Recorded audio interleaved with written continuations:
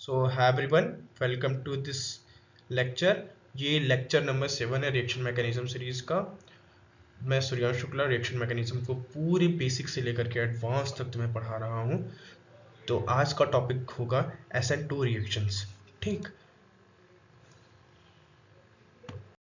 देखो, अब nucleophilic substitution reaction के पास आ चुके हैं। अब तक हम बेसिक ऑफ रिएक्शन मैकेनिज्म देखे जा रहे थे बस, लेकिन आज हम क्या पढ़ने वाले हैं? आज हम किसी रिएक्शन के बारे में पढ़ने वाले हैं, और वो रिएक्शन क्या है?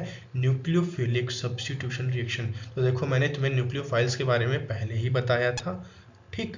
और अब तुमको पता चलेगा कि जो मैं डॉट डॉट डॉट की बातें करता था वो क्या है एक्चुअल में। ठीक, आज इस लेक्चर के बाद तुम्हें पता चल जाएगा कि मैं क्या कहना चाह रहा था। वो जो सॉल्वेंट का गेम बता रहा था तुम्हें, कुछ भी लिविंग ग्रुप बता रहा था, न्यूक्लियोफाइल्स इलेक्ट्रोफाइल्स कुछ भी बताया जा रहा था, तुम्हें लग रहा था ये क्या पगला गए हो।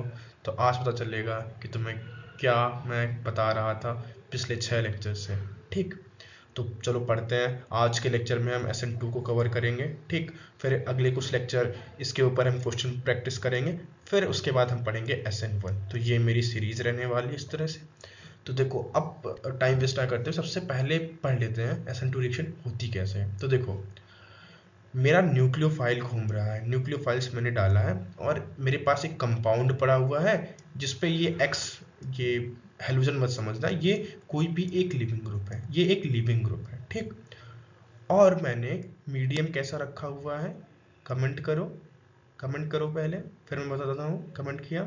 ठीक है, मैं बताता हूँ। Polar aprotic.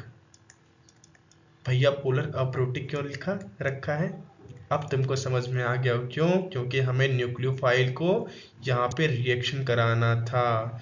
जब तक मेरा न्यूक्लियोफाइल खुला घूमेगा नहीं, मतलब रिएक्शन में पार्ट नहीं लेगा, तब तक SN2 रिएक्शन नहीं होगी। इसीलिए हम पोलर अप्रोटिक सॉल्वेंट लेते हैं। इसीलिए हमने DMF या DMSO something polar aprotic solvent का यूज़ करते हैं, ठीक। इतनी बातें समझ में आ गई होंगी। अब देखो, ये न्यूक्लियोफाइल कैसे अटैक करता है। तो न्यूक्लियोफाइल जो होता है, वो जो मेरा लिविंग ग्रुप होता है, लिविंग ग्रुप के एंटी बॉन्डिंग मॉलिक्यूलर ऑर्बिटल में अटैक करता। अभी ऑर्बिटल रिप्रेजेंटेशन भी देखेंगे, लेकिन पहले सुन लो तुम।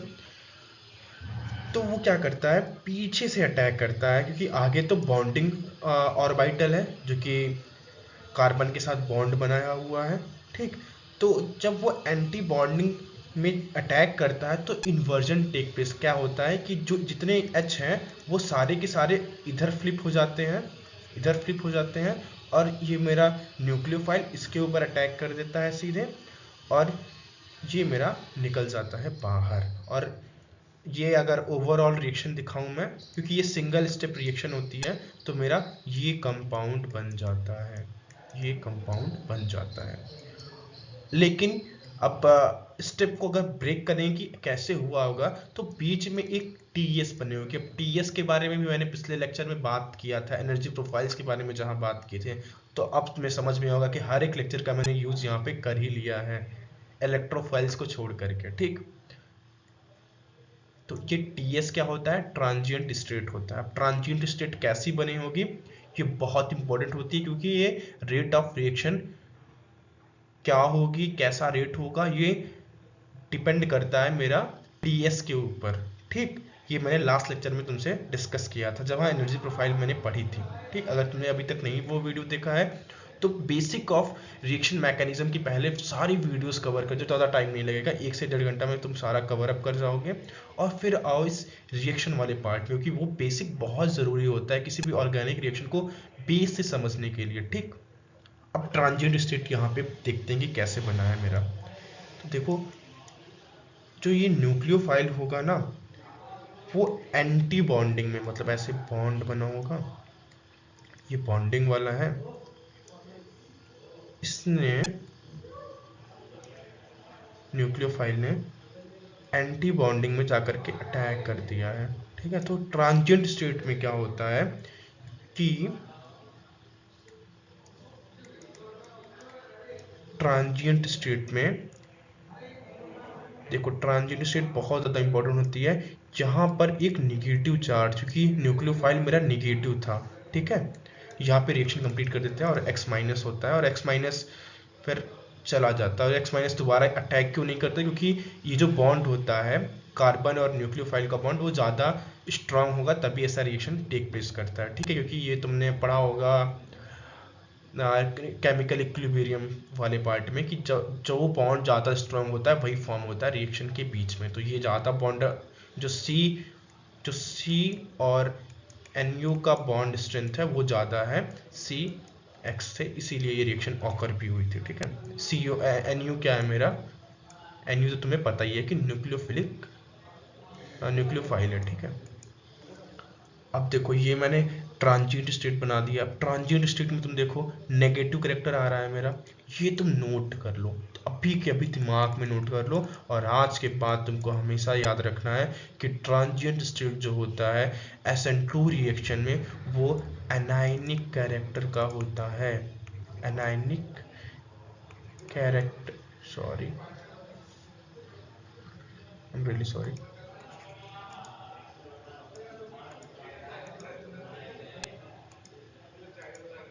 एनायनिक कैरेक्टर का होता है। अब चलो आगे बढ़ते हैं, ठीक। तो ऑर्बिटल रिएक्शन पहले ही बता दी थी तुम लोगों को, तो ऑर्बिटल रिएक्शन फिर से लिख के दिखा देता हूं।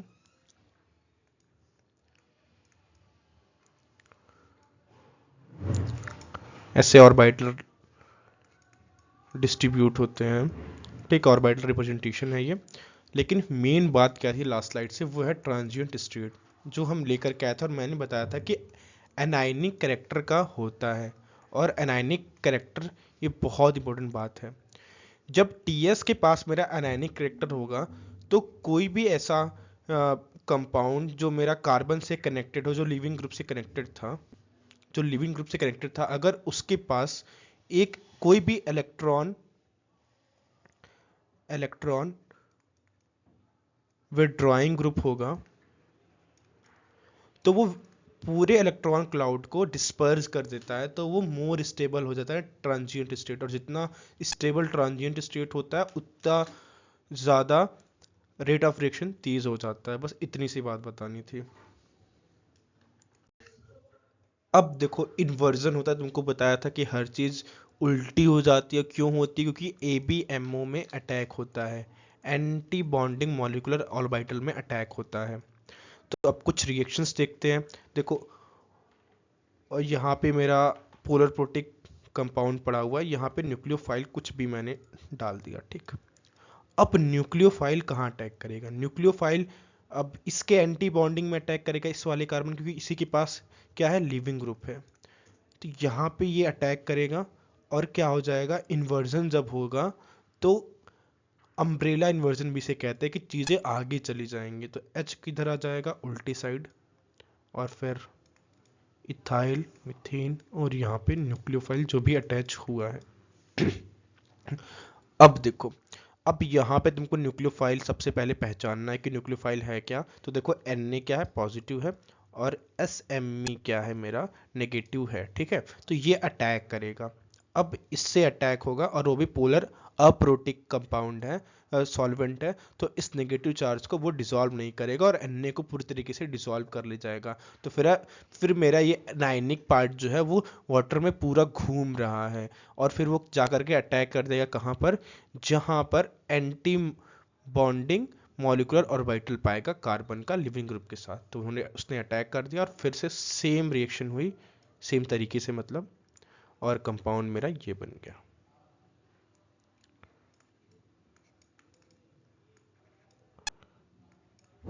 SMe।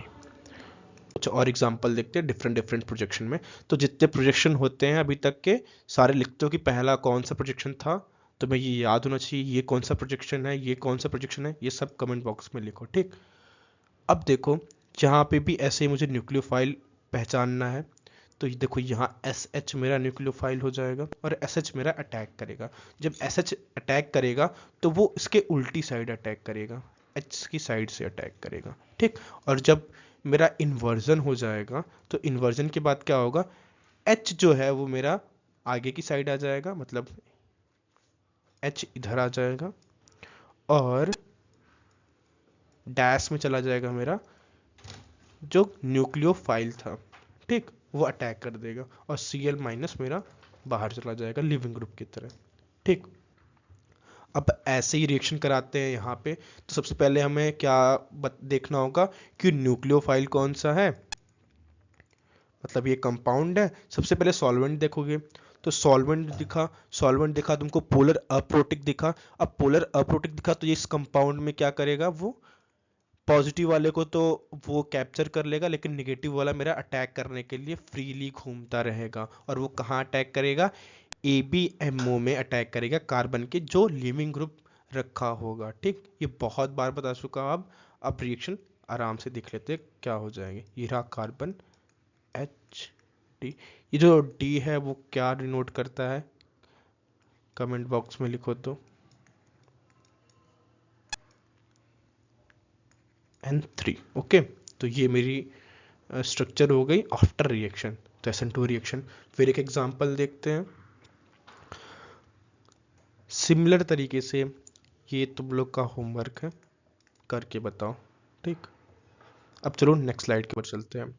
अब देखो नेक्स्ट स्लाइड पे मैंने सारी इंपॉर्टेंट बातें जब मैंने डिस्कस की SN2 के बारे में तुम्हें लिख करके दे दिया है, तो यहाँ से तुम नोट्स ले लो। एक बार मैं रिवाइज भी कर देता हूँ क्या मैंने SN2 में अभी तक पढ़ाया है।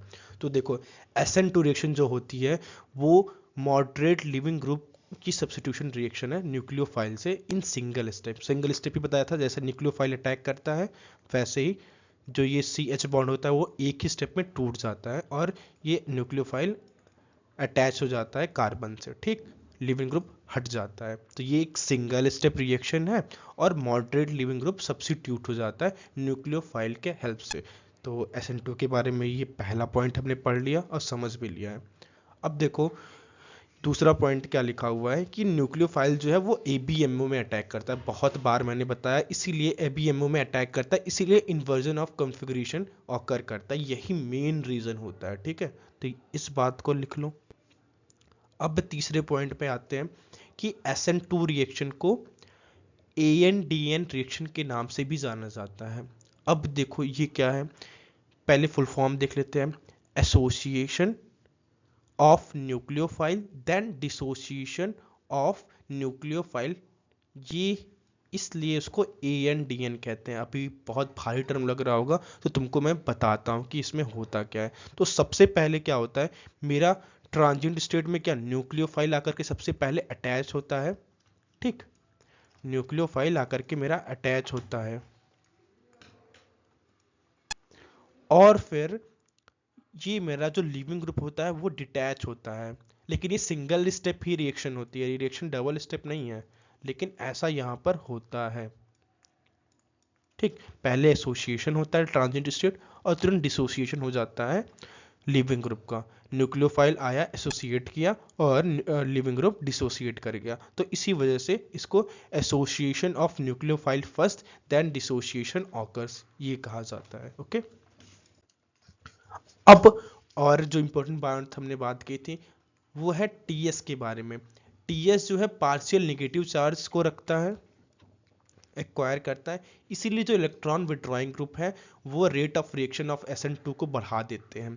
यही मेरा सबसे इम्पॉर्टेंट पॉइंट था कि जो रेट ऑफ SN2 होगा वो किसके ऊपर डिपेंड करेगा, तो वो इलेक्ट्रॉन विड्रॉइंग ग्रुप के ऊपर डिपेंड करता है। जितने ज़्यादा इलेक्ट्रॉन विड्रॉइंग ग्रुप होंगे उस कार्बन के ऊपर जहाँ पे लिविंग ग्रुप रखा हुआ है उतना तेज रेट ऑफ रिएक्शन होगा, और अगर इलेक्ट्रॉन डोनेटिंग होंगे तो उतना ही रेट ऑफ रिएक्शन स्लो होगा, ठीक। इसके ऊपर अभी क्वेश्चंस भी देखेंगे हम। अब मैंने बताया था कि SN2 में कौन सा सॉल्वेंट फेवरेबल होता है, तो वो पोलर अप्रोटिक है। क्यों है, क्योंकि वो एनायन को फ्रीली मूव करने देता है, जो कि हमारे न्यूक्लियोफाइल्स होते हैं तो वो फ्रीली मूव करते रहते हैं। चलो अब देखते हैं RTS में क्या होता है। RTS में हमारा ये बॉन्ड टूटता है, कौन सा, CX बॉन्ड टूटता है। अब जब CX बॉन्ड मेरा टूटेगा, ठीक, तो क्या होता है, X माइनस मेरा बाहर जाता है। जितना ज़्यादा ये X माइनस मेरा स्टेबल होगा, जितना ज़्यादा स्टेबल होगा उतना ज़्यादा रेट ऑफ रिएक्शन बढ़ेगा, ठीक है। तो दो चीज़ों पर डिपेंड किया। अभी एक हम पूरी की पूरी टेबल ले आएंगे जब हम एलिमिनेशन और सब्स्टिट्यूशन रिएक्शन देख लेंगे कि कौन सा ऑर्डर है, कितना पे रेट डिपेंड करता है, सब कुछ एक ही टेबल में देखेंगे। ठीक है, अब देखो कुछ क्वेश्चंस हैं ऑर्डर ऑफ SN2 के, एक मात्र बताऊंगा और फिर तुम्हारे होमवर्क के, और ये फिर अगले लेक्चर में हम डिस्कस करेंगे। ठीक है, तो रेट ऑफ रिएक्शन, अब देखो कोई मान लो एक ही न्यूक्लियोफाइल है, न्यूक्लियोफाइल सेम है मेरा। ठीक है, अब बतानी है कि रेट ऑफ रिएक्शन किसके ऊपर डिपेंड करेगा। तो कार्बन कौन सा है, ये रहा मेरा कार्बन जिसके पास लिविंग ग्रुप है। अब देखना है कौन से कार्बन के पास इलेक्ट्रॉन मतलब डेल्टा पॉजिटिव किस कार्बन के ऊपर सबसे हाईएस्ट है, जिस कार्बन के ऊपर, क्योंकि ये सेम यहां तक तो सेम है पूरा का पूरा, तो जितना ज्यादा जिस कार्बन पे डेल्टा पॉजिटिव जितना ज्यादा रहेगा उतना ज्यादा रेट ऑफ रिएक्शन रहेगा। तो देखो यहाँ पे एक इलेक्ट्रॉन विड्रॉइंग ग्रुप है NO2। ठीक, तो इसके ऊपर सबसे ज्यादा डेल्टा पॉजिटिव चार्ज रहेगा, और यहाँ पे तो कोई भी चार्ज चढ़ा नहीं रहा है, और यहाँ पे इस कार्बन पे जो ये Me है वो चार्ज को इंक्रीज कर दे रहा है। ये +R ग्रुप है, ये -R ग्रुप है, और यहाँ पे तो कोई ग्रुप ही नहीं है। ठीक, तो रिएक्शन की रेट क्या हो जाएगी, 2 > 1 > 3। रीजन के साथ समझ में आया होगा, और ये दोनों तुम्हारा होमवर्क है, अगले में डिस्कस करेंगे अगले लेक्चर में। ठीक, अब हमको देखना है कि कौन से कंपाउंड SN2 रिएक्शन नहीं देते हैं। तो देखो SN2 में क्या होता है, ABMO में अटैक करना होता है। ठीक, तो अटैक कब होगा, जब तक कि वहां पे स्टेरिक हिंड्रेंस कम रहेगी तभी ना मेरा न्यूक्लियोफाइल अटैक कर पाएगा ABMO में। अगर मान लो ये मैं ले लो और बहुत सारे कार्बन मतलब CH3 ग्रुप लगा दूं,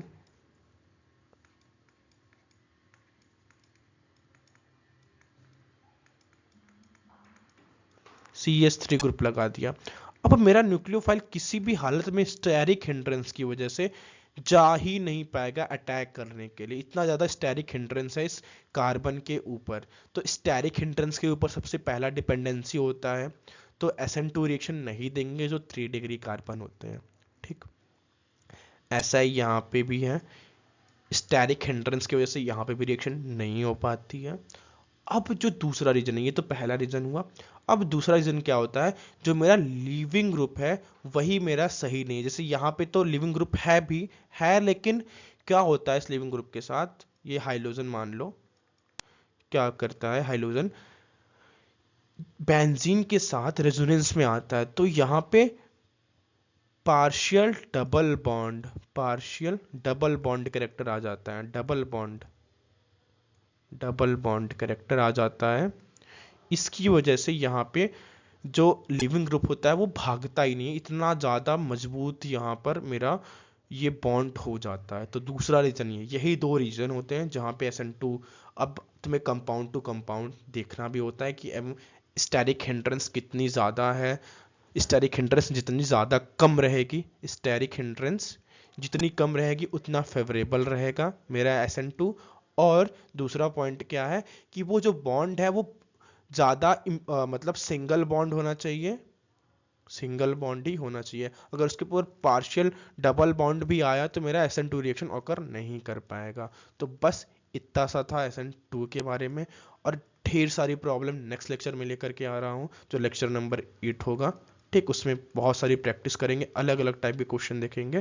ठीक, उसके बाद लेक्चर नंबर 9 जो होगा वो मेरा SN1 के ऊपर मोस्ट प्रोबेबली होगा, अगर मैं इसमें और क्वेश्चन नहीं लाया तो ऐसा नहीं है कि SN2 यहीं पे बस खत्म हो गया। अब बहुत सारे रिएक्शन है जो SN2 एक मैकेनिज्म है जिसके थ्रू बहुत सारे अभी हम रिएक्शन देखने वाले, बहुत सारे रिएक्शन। तो SN2 कोई स्पेसिफिक है नहीं कि यहाँ पे टॉपिक मैंने खत्म कर दिया। SN2 एक मैकेनिज्म है जो कि बहुत ज़्यादा यूज आएगा आगे के रिएक्शंस में भी, और ऐसा SN1 के साथ भी है। तो अगर अभी भी नहीं समझ में आया हो तो दोबारा से लेक्चर देखना, शायद मैंने बहुत सिंपलेस्ट वे में समझाया है। अगर वीडियो तुम्हें पसंद आई हो, पूरा लेक्चर का कंसेप्ट समझ में आया हो, तो वीडियो को लाइक करना, और तुम इस चैनल को सब्सक्राइब करना, और इस पूरी प्लेलिस्ट को बुक मार्क भी कर लेना। ठीक है, तो this is Suryansh Shukla signing off.